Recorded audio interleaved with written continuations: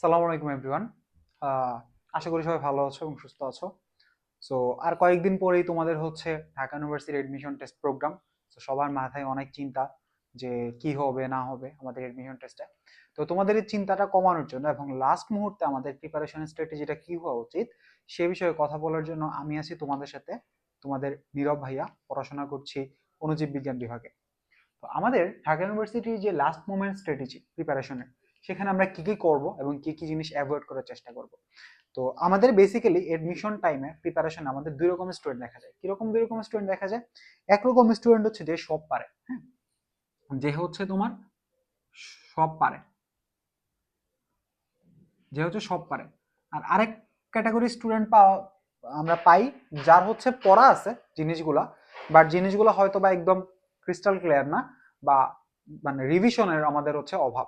আরেক রকম স্টুডেন্ট আছে যাদের হচ্ছে এখনো বেশ অনেকটুকু সিলেবাস বাকি। এই তিন ক্যাটাগরি স্টুডেন্ট পাই।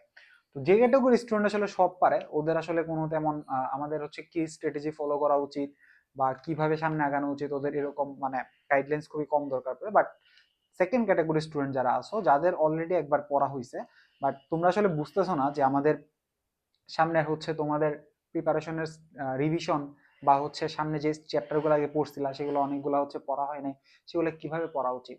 হ্যাঁ, এই জিনিসটা হচ্ছে তোমাদের মানে আমি হেল্প করার জন্য তোমাদেরকে আজকে এই ভিডিওটা বানাচ্ছি। তো এখন আমার কাছে অনেকেই জিজ্ঞেস করে, আসলে আমিও পার্সোনালি চিনি যে অনেক ভালো স্টুডেন্ট থাকে, বাট তোমার দেখা যায় যে প্রথম থেকে অনেক বেশি পড়াশোনা করছে, বাট লাস্টে একদম লাস্ট 15-20 দিনে কি পড়বে সে এটা না মানে না বুঝতে পেরে তার হচ্ছে এডমিশন রেজাল্টটা খারাপ হয়। তো এখানে তোমরা কয়েকটা ভুল হচ্ছে করা যাবে না। ফার্স্টে হচ্ছে তোমাদের যাদের অলরেডি আগে একবার পড়া ছিল, বাট এখন অনেকদিন ধরে একটা জিনিস রিভিশন দিতেছো না, তারা হচ্ছে সেই চ্যাপ্টারে হচ্ছে টপিক অ্যানালাইসিস করবে। টপিক অ্যানালাইসিস বলতে আমি কি বুঝাচ্ছি ভাই? টপিক অ্যানালাইসিস বলতে আমি বুঝাচ্ছি, ধরো তোমার হচ্ছে সে টু সে আমাদের সেকেন্ড চ্যাপ্টার গুণগত রসায়ন। গুণগত রসায়ন আসলে তোমার সব চ্যাপ্টার সব টপিক আসলে একদম সেম ইফোর্ট দিয়ে পড়ার দরকার নেই। যেমন গুণগত রসায়নে হচ্ছে আমাদের যে কোয়ান্টামের যে পার্টটা আছে, যেমন প্রধান কোয়ান্টাম সংখ্যা, সহকারী কোয়ান্টাম সংখ্যা, ম্যাগনেটিক কোয়ান্টাম সংখ্যা, এই পার্টটা থেকে ঢাকা ভার্সিটিতে প্রতি বছরই একটা কোয়েশ্চেন আসে। তারপর হচ্ছে আমাদের যেমন ইলেকট্রন বিন্যাসের যে কতগুলো নীতি আছে, আউকবাউক নীতি, হুন্ডের নীতি, হ্যাঁ, পাউলির বর্জন নীতি, এই নীতিগুলো থেকে ঢাকা ভার্সিটিতে প্রতি বছরই দেখা যায় ফ্রিকোয়েন্টলি প্রশ্ন আসতেছে। এরকম টপিক অ্যানালাইসিস করবা যে কোন টপিকটা থেকে আমাদের বেশি প্রশ্ন আসতেছে, কোন টপিকটা থেকে কম প্রশ্ন আসতেছে, এরকম টপিক অ্যানালাইসিস করে আমরা পড়বো। আর যাদের হচ্ছে অলরেডি মানে খুব ভালো করে প্রিপারেশন নেওয়া আছে চ্যাপ্টারটার উপরে, তারা হচ্ছে এই ইম্পর্টেন্ট টপিকগুলোর উপরে রিভিশন দিবা। রিভিশন প্যাটার্নটা কি হবে সেটা আমরা আজকে আলোচনা করব। তো তোমাদের এই ইম্পর্টেন্ট টপিকগুলা বেছে দেওয়ার জন্য বা বাছাই করার জন্য আমি হচ্ছে নেক্সট ভিডিওগুলোতে কেমিস্ট্রির জন্য একটা ভিডিও দিব, ফিজিক্সের জন্য একটা ভিডিও দিব, ম্যাথের জন্য একটা ভিডিও দিব, যে ভিডিওতে আমি চেষ্টা করব তোমাদের ঢাকা ভার্সিটিতে আসা ফ্রিকোয়েন্টলি ইম্পর্টেন্ট টপিকগুলা, সেই টপিকগুলো হচ্ছে একটা ভিডিওতে শেয়ার করা। সেকেন্ড যে জিনিসটা আমাদের জানতে হবে সেটা হচ্ছে হিট অন উইক পয়েন্ট। মানে এখন দেখো, একটা স্টুডেন্ট আসলে সব জিনিস সমানভাবে পারে না। যেমন কি অর্গানিক কেমিস্ট্রি খুব ভালো পারে, বাট ইনঅর্গানিক পার্টটা খুব মানে ভালো পারে না। কেউ হচ্ছে দেখা যায় একটা চ্যাপ্টারের একটা পোর্শন ভালো পারে, যেমন হচ্ছে আমাদের থার্ড চ্যাপ্টার যেটা আছে periodic property and chemical bond, ওই চ্যাপ্টারে হচ্ছে তোমরা দেখা যায় যে কেউ কেমিক্যাল বন্ডের পার্টটা ভালো পারে, হাইব্রিডাইজেশন, তারপর হচ্ছে আয়নিক বন্ধন, সমযোজী বন্ধন, এগুলা। আবার কেউ দেখা গেছে যে আমাদের পিরিয়ডিক প্রপার্টির পার্টটা ভালো পারে, আয়নাইজেশন এনার্জি, ইলেকট্রন অ্যাফিনিটি, তারপর হচ্ছে ইলেকট্রোনেগেটিভিটি, এই জিনিসগুলো অনেক ভালো পারে। এখন তুমি আসলে একটা পার্টিকুলার স্টুডেন্টই জানে যে ওর উইক পয়েন্ট কোনটা বা ওর স্ট্রং পয়েন্ট কোনটা। তো একটা স্টুডেন্ট আসলে ওর উইক পয়েন্টটাতে হিট করার জন্য ওই একমাত্র পারফেক্ট। এখন আমি জানি না যে তোমার উইক পয়েন্ট কোনটা। এখন স্টুডেন্টরা এডমিশন টাইমে যে জিনিসটা সবচেয়ে বেশি ভুল করে সেটা হচ্ছে এরা উইক পয়েন্টটাকে উইকই রাখে, স্ট্রং পয়েন্টটাকে চেষ্টা করে আরো স্ট্রং বানানোর। হ্যাঁ, এখন স্ট্রং পয়েন্ট তোমাদের মানে ম্যাক্সিমাম স্টুডেন্টের যেটা হয়, স্ট্রং পয়েন্ট সবারই হচ্ছে একটা কমন পোর্শন হয়। যে জিনিসটা সহজ ওই জিনিসটা হচ্ছে ম্যাক্সিমাম অ্যামাউন্ট অফ স্টুডেন্টের স্ট্রং পয়েন্ট হয়। এখন যে জিনিসটা সহজ সেটা সবাই পারতেছে, সেটা তুমিও পারো, সেটা তুমি বারবার পড়তেছো। কিন্তু যে জিনিসটা একটু কঠিন সেটা অনেকেই পারে না, তুমিও পারো না, কিন্তু সেই জিনিসটা নিয়ে তুমি কাজ করতেছো না। এতে হইতেছে কি, যারা সেই জিনিসটা নিয়ে কাজ করতেছে তুমি তাদের থেকে পিছিয়ে যাচ্ছ। হ্যাঁ, তাদের থেকে পিছিয়ে যাচ্ছ এবং তারাই হচ্ছে চান্স পাইতেছে। এখন তোমার কি করতে হবে ভাই? তোমার হচ্ছে সেই উইক পয়েন্ট গুলা, যেমন সে টু সে তুমি হচ্ছে আহ সংকরায়ন পারো না, তুমি সংকরায়ন পার্টটা নিয়ে কাজ করবা, সংকরায়নের টপিকটা ভালোভাবে ক্লিয়ার হবা। সংকরণের টপিকটা ক্লিয়ার হওয়ার পরে তুমি হচ্ছে প্রশ্ন ব্যাংক সলভ করবে। এভাবে হচ্ছে আমরা উইক পয়েন্ট আমরা হচ্ছে হিট করব।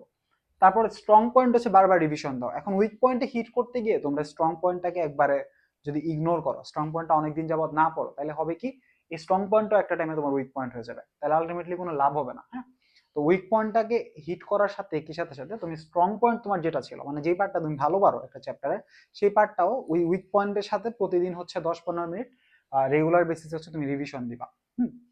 আচ্ছা, তারপর হচ্ছে শুধুমাত্র একটা নোট বা সোর্স ফলো করা। এখন লাস্ট মোমেন্টে হয় কি, বিভিন্ন ভাইয়ারা বিভিন্ন কোচিং থেকে, বিভিন্ন মাধ্যম থেকে তোমরা বিভিন্ন ধরনের নোট পাও, বিভিন্ন ধরনের বই পাও, বিভিন্ন ধরনের সাজেশন পাও।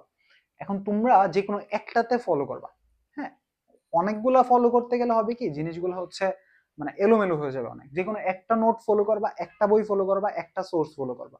যে সোর্স থেকে তুমি হচ্ছে এতদিন পড়ছো ওই সোর্সের উপরেই তুমি হচ্ছে বিশ্বাস রাখবা, ওই সোর্সটাই ফলো করবা। ওই ভাই যা বলে সেটাই ফলো করবা। তুমি এতদিন যে নোট করছো তুমি ওই নোটটাই ফলো করবা, তাহলে হচ্ছে তোমার প্রিপারেশনটা আরো বেশি অর্গানাইজড হবে। তোমার মনে হবে যে তোমার পড়াশোনাগুলো সব হচ্ছে একসাথে, তোমার কন্টেন্ট গুলো সব মাথাতে ঘুরতেছে, প্রতিটা টপিকের কন্টেন্ট। তো এতে হচ্ছে হবে কি তোমার নিজের প্রতি কনফিডেন্সটা বুস্ট আপ হবে। এটা হচ্ছে গেল আমাদের একটা পয়েন্ট। তারপর হচ্ছে প্রশ্ন ব্যাংক সলভ করা। তো আমাদের যে জিনিসটা হয় যখন আমরা প্রশ্ন ব্যাংকটা সলভ করতেছি উইথ সলিউশন, আমাদের প্রশ্নগুলো অনেক ইজি লাগে।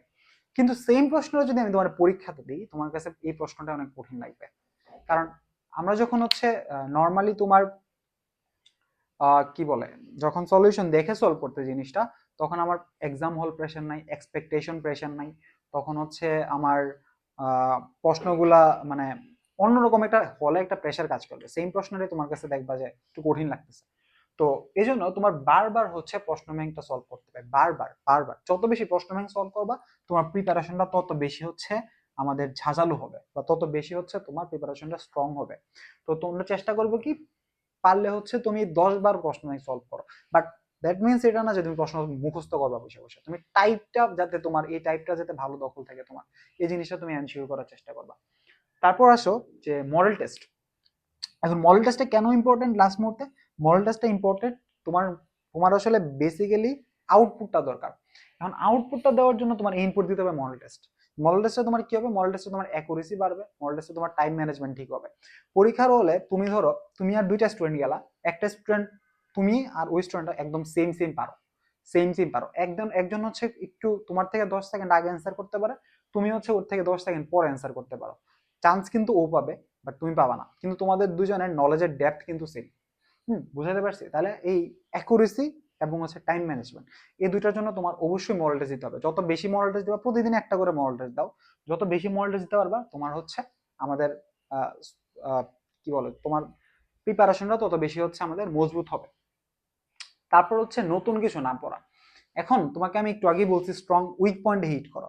আচ্ছা, এখন এই জিনিসটা হচ্ছে যেগুলো হচ্ছে কমন মানুষের উইক পয়েন্ট। যেমন আমি তোমাদের একটা এক্সাম্পল দিই, ইন্ট্রিগেশন। ইন্ট্রিগেশনটা আমাদের ইন্টার লাইফের ম্যাক্সিমাম স্টুডেন্টেরই হচ্ছে তোমার বলা যায় একটু উইক পয়েন্ট থাকে। এখন তোমার হাতে সময় আছে ধরো আর 15 থেকে 18 দিন। এখন তুমি জানো তোমার উইক পয়েন্ট কতটুকু আছে। তোমার যদি উইক পয়েন্ট কম থাকে তুমি নতুন জিনিস পড়বা, কোনো সমস্যা নাই। তোমার যদি এখন উইক পয়েন্ট থাকে অনেক বেশি, যেমন ইন্টিগ্রেশন, ডিফারেন্সিয়েশন, ত্রিকোণমিতি, তারপর হচ্ছে আমি যদি কেমিস্ট্রি বলি অর্গানিক কেমিস্ট্রি, ইলেকট্রোকেমিস্ট্রি, এই সবগুলো তোমার হচ্ছে উইক পয়েন্ট। ফিজিক্সের যদি বলি তুমি হচ্ছে নিউটনের মেকানিক্স পারো না ভালো, তো এই সবগুলো উইক পয়েন্ট। এখন তুমি কি সব উইক পয়েন্ট নিয়ে কাজ করতে পারবা? পারবা না। তোমার চিন্তা করতে হবে যে কোন উইক পয়েন্ট, তোমার যে উইক পয়েন্ট গুলা সেগুলা কোনগুলা থেকে প্রশ্ন বেশি আসতেছে, মানে যেটা থেকে তোমার এখন ধরো তোমার হচ্ছে উইক পয়েন্ট তোমার ধরো সে টু সে আমি যদি বলি তোমার উইক পয়েন্ট হচ্ছে ধরো কেমিস্ট্রি, অর্গানিক কেমিস্ট্রি কোন একটা 2-3টা রিয়েকশনে। হ্যাঁ, বা ধরো এটা না বলে আমি যদি বলি তোমার উইক পয়েন্ট হচ্ছে ত্রিকোণমিতিতে। এখন ত্রিকোণমিতি থেকে ধরো তোমার এমসিকিউ আসলো একটা। এখন ত্রিকোণমিতি কিন্তু অনেক বড় একটা টপিক, ঠিক আছে? কারণ আমি হলে যা করতাম, ধরো আমার অনেকগুলা উইক পয়েন্ট, আমি আমি তোমাদের যাদের অনেকগুলো উইক পয়েন্ট তাদের নিয়ে কথা বলতেছি, অনেকগুলো উইক পয়েন্ট আমি ত্রিকোণমিতিটা স্কিপ করতাম। হ্যাঁ, তা আমি তো এই জন্য তোমাদের বলতেছি না তোমরা স্কিপ করো সবাই ত্রিকোণমিতি বা সব উইক পয়েন্ট। মানে তোমার উপর আসলে ডিপেন্ড করে, তোমার টাইম আর তোমার হচ্ছে কতটুকু বাকি আছে ওইটার উপর। তোমার যদি বাকির পরিমাণ বেশি থাকে তোমার অ্যানালাইসিস করতে হবে, স্মার্টলি করতে হবে, হার্ডওয়ার্ক হচ্ছে স্মার্টনেসের সাথে করতে হবে, তাহলে হচ্ছে তোমার আউটপুটটা ভালো হবে। তো এই যে আমি যে বিষয়গুলো বললাম এর বাইরেও হচ্ছে অনেকগুলা তোমার আনঅফিসিয়াল বিষয় আছে। কি আনঅফিসিয়াল বিষয় আছে? তোমার রিভিশন টুলসটা কত বেশি স্ট্রং, ওইটার উপরে তোমার পরীক্ষাতে তুমি কিরকম আউটপুট দিতে পারতেছো এটা অনেকাংশে নির্ভরশীল, যেটা আমরা কেউই বলি না। এখন রিভিশন টুলস কেমন হওয়া উচিত? রিভিশন টুলস হওয়া উচিত হচ্ছে তুমি পরীক্ষার 3 দিন আগে কি পড়বা, এই জিনিসগুলো তোমার অলরেডি এখন থেকে আসলে বোঝানো উচিত, যে আমি এই জিনিসগুলো একটু কম পারি, এই জিনিসগুলো আমার অবশ্যই দেখা লাগবে, এই জিনিসগুলো অবশ্যই দেখা লাগবে, এই জিনিসগুলো এখন থেকেই বোঝানোর চেষ্টা করো। অ্যান্ড রিভিশন টুলসটা কিন্তু খুবই ইম্পর্টেন্ট। অ্যান্ড প্রতিটা টপিক হচ্ছে বারবার বারবার রিভিশন দাও, যতবার রিভিশন দিবা তোমাদের প্রিপারেশন যত ঝাঁঝালো হবে। তো দেখা হচ্ছে নেক্সট ভিডিওতে আমাদের হচ্ছে ইম্পর্টেন্ট টপিকগুলো নিয়ে, ফিজিক্স, কেমিস্ট্রি এবং ম্যাথ। আসসালামু আলাইকুম, সবাই ভালো থাকো।